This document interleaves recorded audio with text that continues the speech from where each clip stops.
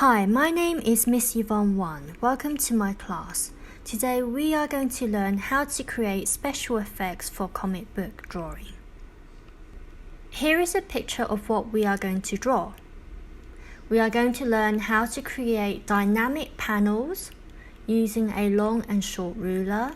We're going to learn how to create speed lines, splatter effects, speech bubbles, thought bubbles, action lines, dizzy lines, and draw symbols for ideas and danger.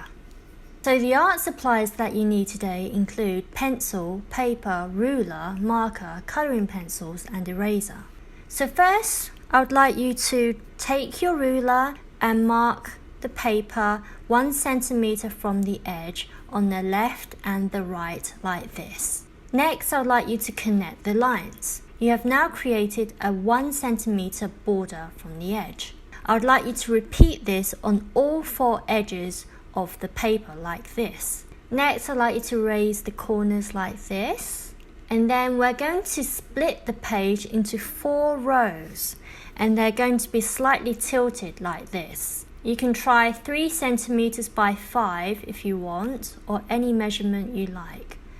Next, I'd like you to create the vertical lines like this, and make sure you do 2 lines each time so that you can create a border around each box. Please refer to the picture on the bottom right hand corner as an example. Please erase the lines that you don't need. Next, I'd like you to take the ruler and draw a line on the top and the bottom and turn that into a rectangle for the words kapow. We're going to make sure all the words are the same size. So we're going to split this box into 6 sections.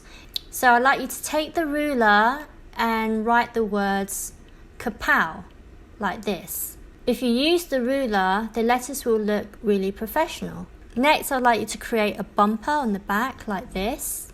Next, I'd like you to repeat what you did earlier in this other box so that it spells smack. And I would like you to create a zigzag border around the words. Next, we're going to create a thought bubble with the word huh using bubble writing like this. So draw a nice little cloud like this and 3 dots to symbolize a thought bubble.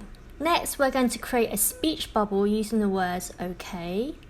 The speech bubble looks like this, and you can create a shadow if you want.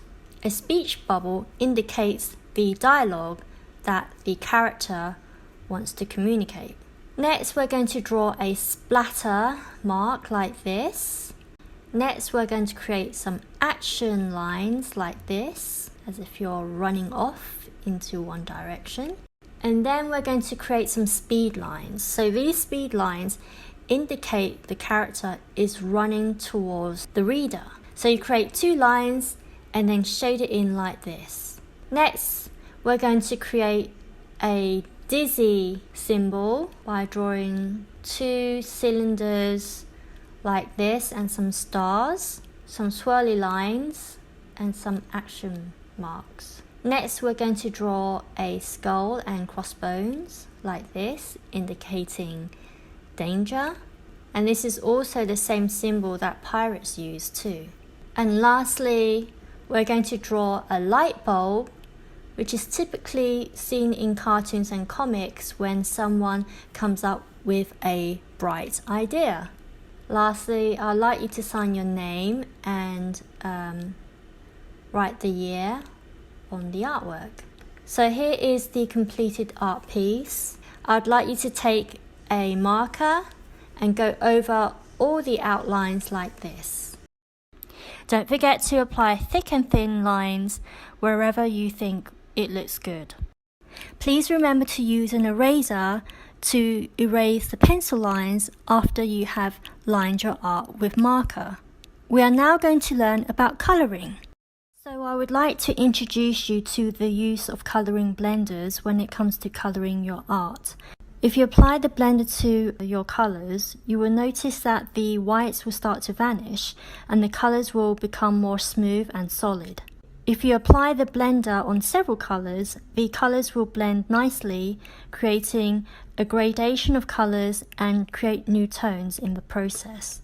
Blenders can make your art appear more smooth and realistic. And now I'm going to introduce you to the use of burnishers when it comes to coloring your art. A burnisher keeps your whites white. You can apply it as an undercoat or an overcoat.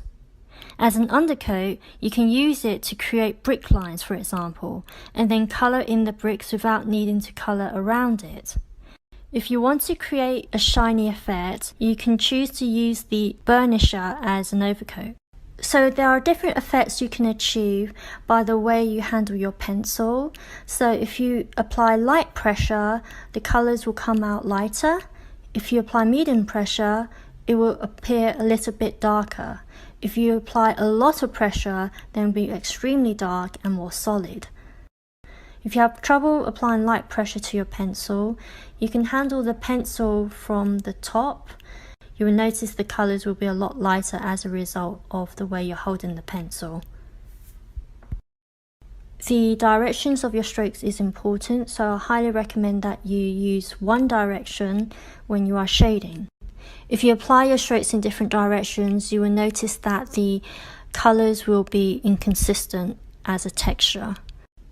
Another stroke you might want to consider is applying cross-hatching, and that involves colouring in one direction for the first layer, and then the second layer you do the opposite direction, and that way you would be able to cover the full area very thoroughly and have a more solid appearance in pigmentation.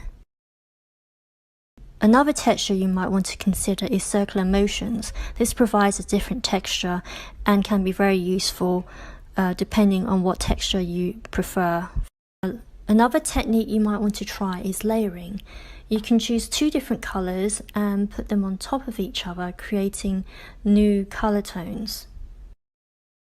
So I'd like to teach you how to do highlights.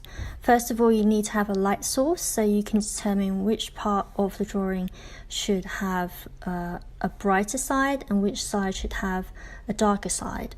And you can have the highlight using white, or you can use a burnisher. And here I'm just using grey to depict shadow. So now that I've taught you some basics when it comes to colouring techniques, I would like you to apply everything that you've learned to the drawing. So just to summarise, the directions of the strokes matter, the pressure that you apply matters, the amount of layers that you apply also matters, and it's also important that you factor in highlights and shadows using whites and darker colours and the burnisher too. And always use a blender if you have that available to you, because it's always going to make your art pop. This concludes today's class. I look forward to seeing you next week. Bye.